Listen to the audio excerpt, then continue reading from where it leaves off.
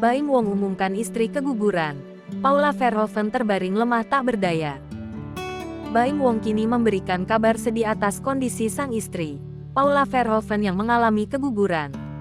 Kabar duka ini diumumkan Baim Wong lewat Instagramnya, @baimwong, Sabtu tanggal 10 Juni tahun 2023.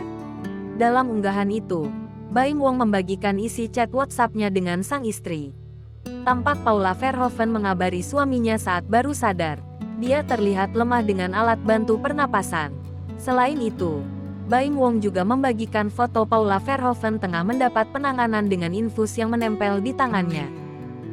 Baim Wong menegaskan bahwa tidak banyak orang tahu alasannya batal untuk berangkat haji. Sebab ia memilih bungkam terkait hal itu.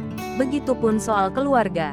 Oleh sebab itu Baim melalui unggahan ini meluruskan pernyataan yang ia harap tidak akan melebar kemana-mana terkait batal berangkat haji. Salah satunya adalah untuk menjaga Paula Verhoeven pasca keguguran.